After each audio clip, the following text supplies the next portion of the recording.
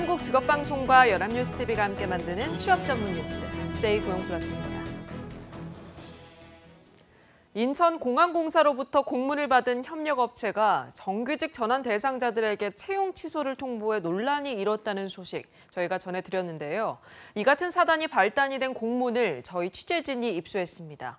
그 내용과 의도의 적절성을 박현우 기자가 따져봤습니다. 인천공항공사는 최근 64개 협력업체 앞으로 공문을 보냈습니다. 공항 업무 관련 신규 채용 등을 중지해달라는 내용이었는데 제2여객터미널 개장 일정 등을 이유로 들었지만 실상은 정규직 전환 문제와 연관돼 있음을 시인했습니다. 신규 채용을 협력사한테 맡겨놓으면 협력사에서 정규직 전환하는 시점에서 보면 문제가 있을 수 그렇죠. 공문의 구체적인 내용에 대해서는 언급을 피했습니다. 신규 계약에 대한 부분이에요. 공문 내용 자체는 불러드릴 수 없습니다.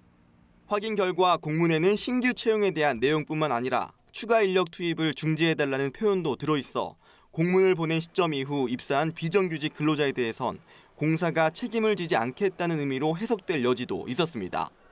공사 측은 비정규직 근로자들을 차별하는 듯한 발언도 했습니다. 예전처럼 비정규직을 뽑는 게 아니지 않습니까? 비정규직을 뽑으면 전혀 문제가 안 되죠. 정규직을 뽑는 지금 상황이니까 면밀하게 검토를 해가지고 그걸 조속한 시일 내에 지침을 갖고 진행하겠다.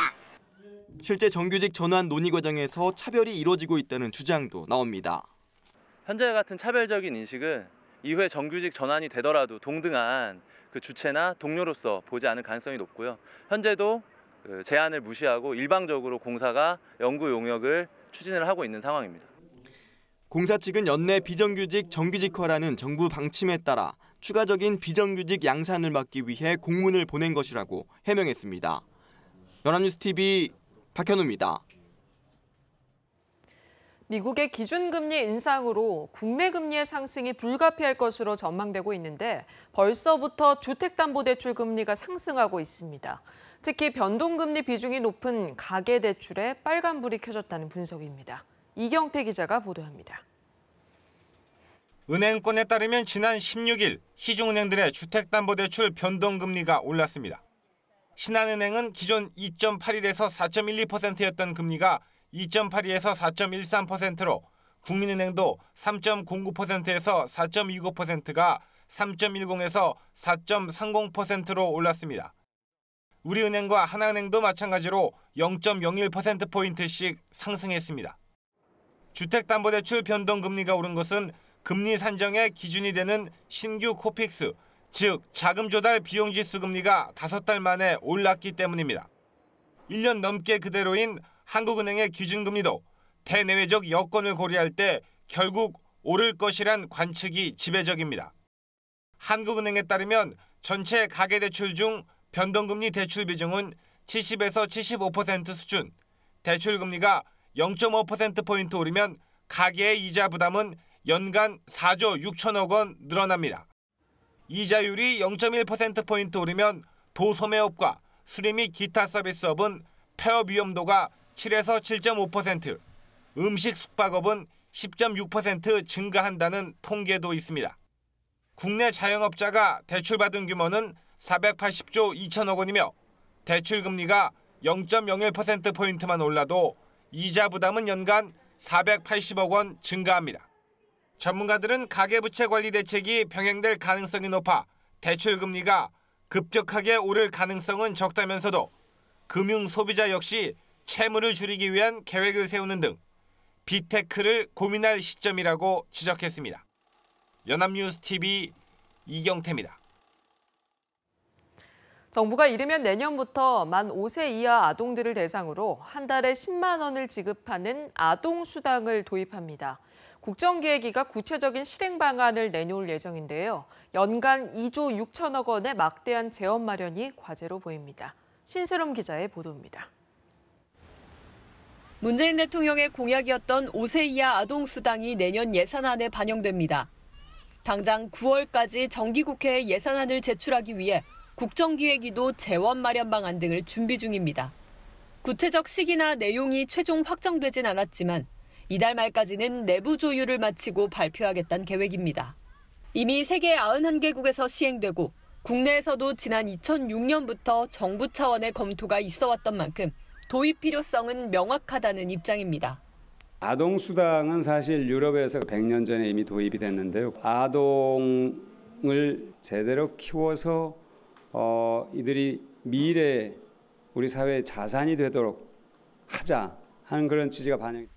하지만 문제는 예산입니다. 5세 이하 10만 원 아동수당 지급을 위해서는 연간 최소 2조 6천억 원이 필요하다는 계산이 나오기 때문입니다. 실제로 지난 3월에는 18세 이하, 지난해에는 12세 이하 아동수당 지급에 대한 법안이 발의됐지만 일부 소득 기준에도 불구하고 각각 5조 원, 15조 원의 예산 소요가 추계됐던 바 있습니다.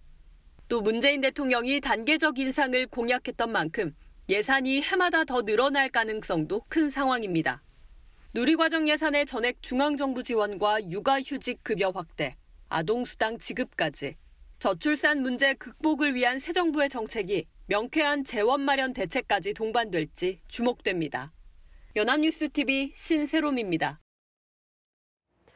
문재인 정부가 근로자들의 쉴 권리를 강조하고 있는데 우리나라 직장인의 휴가 소진율은 61%에 불과한 것으로 나타났습니다. 한국문화관광연구원 연구에 따르면 우리나라 직장인은 2013년 기준 연차 휴가를 1년 평균 14.2일 보장받았지만 이 가운데 61%인 8.6일만 사용했습니다. 문화관광연구원 김지학 주임은 직장인들은 여가 시간도 적어 일과 여가의 불균형이 심각하다며 법정 연차 휴가를 모두 쓴다면 상당한 규모의 고용 창출과 경제적 파급 효과를 낼 수 있다고 설명했습니다. 5월 생산자 물가가 3개월 연속 떨어졌지만 닭고기와 계란, 오징어 등 축산물과 수산물 가격은 크게 오른 것으로 나타났습니다. 한국은행에 따르면 5월 생산자 물가 지수는 102.26으로 지난달보다 0.2% 떨어지면서 3개월 연속 하락세를 이어갔습니다. 그러나 닭고기 값이 한 달 사이 17.8%, 달걀은 8.9% 오르며 축산물 오름세는 지속됐습니다. 작년 같은 달과 비교하면 계란 가격은 2배 이상 올랐고 닭고기도 66.3% 상승했습니다. 오징어도 올해 어획량이 크게 줄면서 냉동 오징어 값이 작년에 비해서 79.5% 오르고 물 오징어도 69.5% 오른 것으로 나타났습니다. 정부가 추가 경정 예산을 통해 충원 예정인 경찰과 소방관 등 대국민 현장 서비스 공무원 인력이 턱없이 부족한 것으로 나타났습니다. 정부에 따르면 우리나라 경찰 인력은 인구 1000명당 2.3명으로 미국, 독일, 영국 등 선진국 평균의 3분의 2 수준입니다. 소방관도 법정 배치 기준 인력이 5만 1000여 명인데 비해서 실제 인력은 17,000여 명 부족하며 특수교사는 법정 교원 확보율의 79%에 그쳤습니다. 사회복지 공무원은 인구 1000명당 0.7명에 불과해서 수요를 제대로 감당하기 힘든 상황인 것으로 조사됐습니다. 김현미 국토교통부 장관 후보자가 청문회에서 수소 고속철 운영사 SR의 공공기관 지정, 또 코레일과의 통합을 검토하겠다고 했습니다. 경쟁해야 좋아진다며 나눠놓은 것을 이번에는 통합한다니 국민들이 헷갈리고 있는데 이를 둘러싼 논란이 커지고 있습니다. 곽준영 기자입니다. 지난해 12월 개통 뒤 반년간 수서 고속철도 SRT의 승객은 약 900만 명, 하루 평균 5만 명 정도에 달합니다. 정부 정책에 맞춰 SRT가 낮은 운임과 편의시설을 앞세워 도전하자 KTX도 맞대응하면서 경쟁은 본격화했습니다. 하지만 새 정부에서 상황은 달라질 형편입니다. 김현미 국토교통부 장관 후보자가 철도의 공공성을 강조하며 경쟁체제의 타당성을 재검토하겠다고 밝힌 겁니다. 철도나 공공 부분에 대해서는 한번 진단이 필요하다고 생각을 합니다. 어떤 것이 공공성을 높이면서 국민에게 최선의 서비스를 할 수 있는 길인지에 대해서. 또 SRT 운영사 SR의 공공기관 지정이나 코레일과의 통합도 고려하겠다고 밝혔습니다. 이렇게 새 정부의 달라진 기조에 철도 경쟁 체제를 둘러싼 논란이 가열되고 있습니다. 현 체제가 바람직하다는 입장은 SRT 등장으로 가격은 내려가고 서비스는 좋아졌다며 경쟁 체제의 장점을 강조합니다. 이승호 SR 사장은 언론 인터뷰에서 통합은 비효율을 택하는 것이고 철도 산업에 악영향을 미칠 것이라고 지적했습니다. 하지만 공공성을 강조하는 쪽 생각은 다릅니다. 돈이 되는 노선만 운영하는 SR과 달리 코레일은 적자 노선까지 안고 있는 데다 SR의 일대 주주도 코레일인 점은 지적합니다. 애초에 제대로 된 경쟁이 될 수 없는 구조란 겁니다. 효율성이냐 공공성이냐 정부의 철도 정책을 두고 또 한 번의 진통이 예상됩니다. 연합뉴스TV 곽춘영입니다.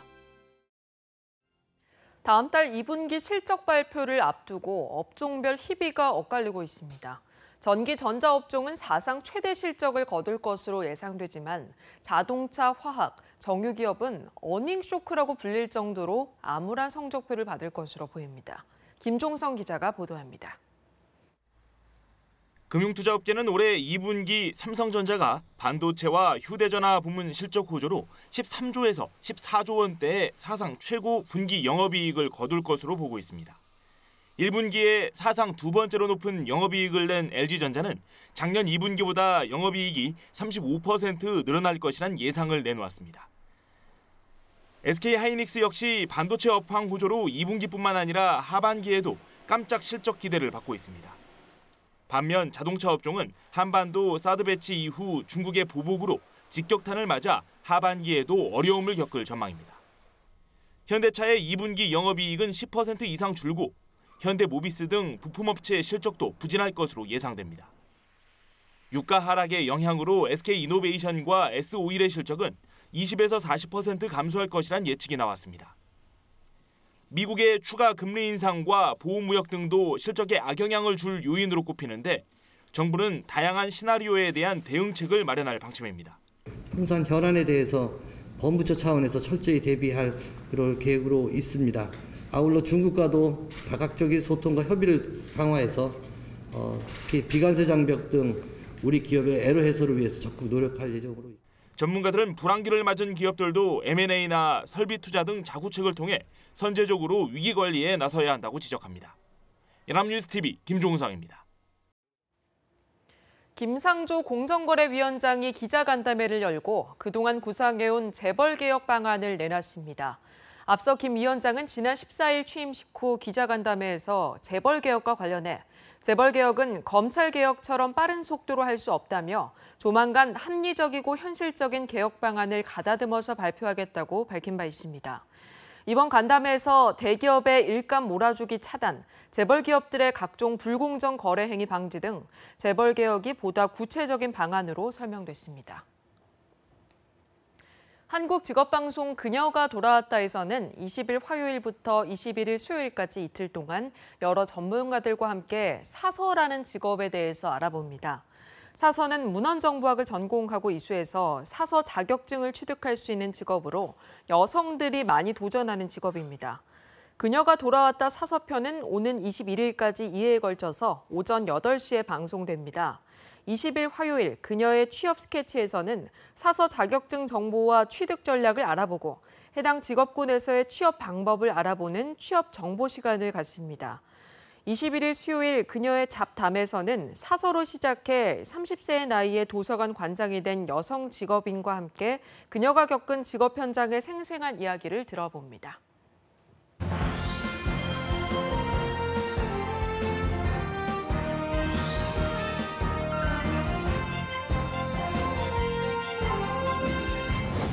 사회적으로 핫한 이슈를 키워드로 알아보는 핫키워드 시간입니다. 고보나 캐스터 나와 있습니다. 안녕하세요. 안녕하세요. 핫키워드 시간입니다.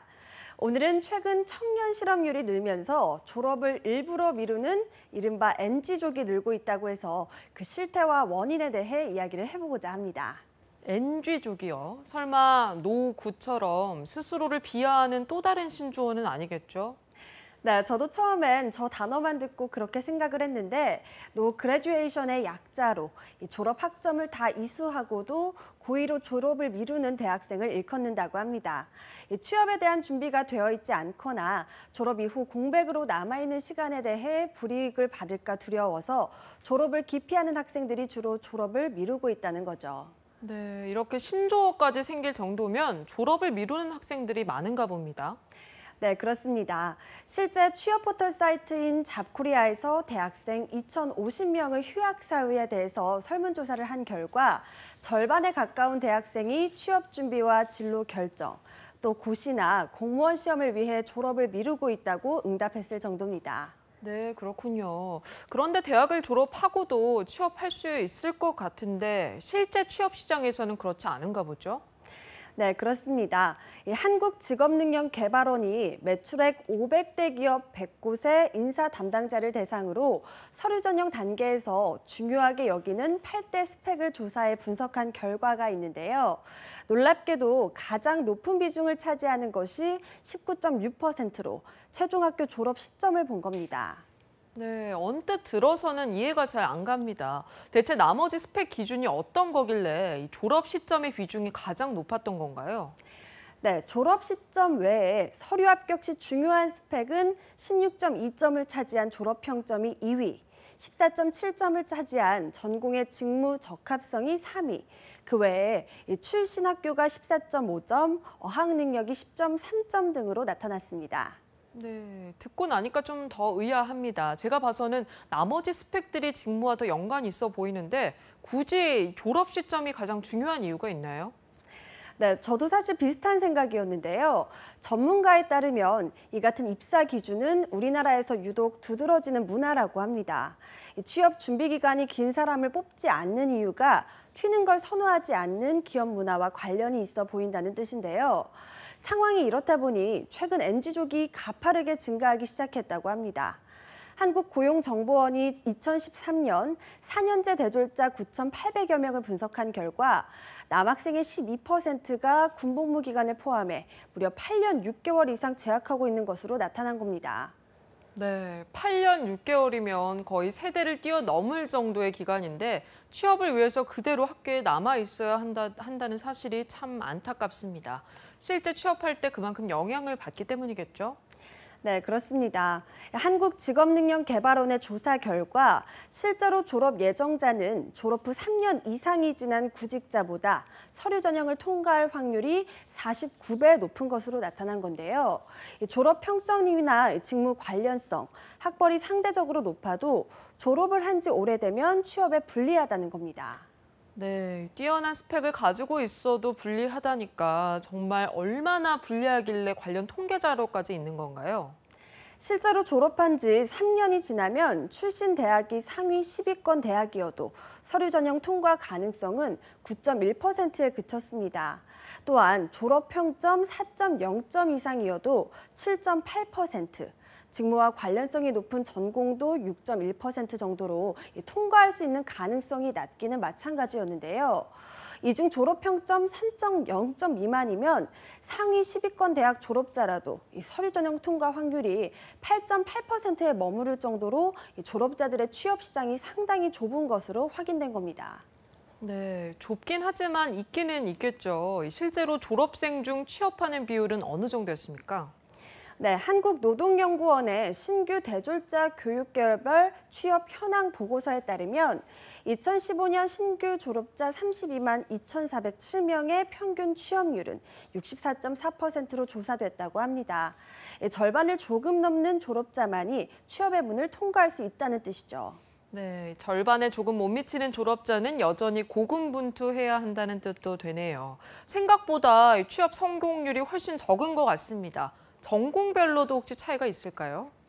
네, 2015년 기준으로 계열별 취업률을 살펴보니 의학 계열 취업률이 83.2%로 가장 높았고 다음은 공학 계열의 71.3%가 취업에 성공해 그 다음으로 높은 것으로 나타났습니다. 하지만 사회 계열은 62.4%로 자연 계열과 예체능 계열은 각각 61.6%와 61%로 절반을 조금 넘는 수준으로 조사가 됐는데요. 이뿐만 아니라 인문 계열은 불과 57.7%, 교육 계열은 50.8%만이 취업에 성공한 것으로 나타났습니다. 네, 인문 계열 또 교육 계열은 정말 취업률이 낮은 편이네요. 원인이 있을까요? 네, 이 교육 계열의 경우 중고등교사 임용시험에서 선발하는 인원이 한정되어 있는 반면에 임용시험에 지원하는 졸업생은 늘고 있기 때문입니다. 그리고 인문 계열의 경우는 관련 전공을 기피하는 기업 문화가 주요 원인이라고 하는데요. 특히 철학, 윤리학, 역사, 고고학, 심리학 등 3개학과 전공 졸업자가 취업을 하지 못한 비율이 가장 높았다고 합니다. 과거 전공과 상관없이 능력과 직무 이수도가 중요하던 분위기에서 바뀌고 있다는 반증이기도 하고요. 네, 그렇군요. 졸업 후에 공백 기간을 우려하는 기업의 속사정도 이해할 수는 있지만 취업을 의식해서 일부러 학교 울타리를 맴돌면서 스스로를 NG족이라 부르는 청춘들의 현실은 참 안타깝기만 합니다. 무조건 공백기를 따지기보다는 그 시간 동안 어떤 경험을 하고 무엇을 얻었는지 이런 됨됨이를 더 우선시하는 취업 문화가 정착됐으면 좋겠습니다. 지금까지 구본학 캐스터 핫케어와 함께했습니다. 고맙습니다. 고맙습니다. 투데이 고용플러스 오늘 준비한 소식은 여기까지입니다. 함께해 주신 여러분 고맙습니다.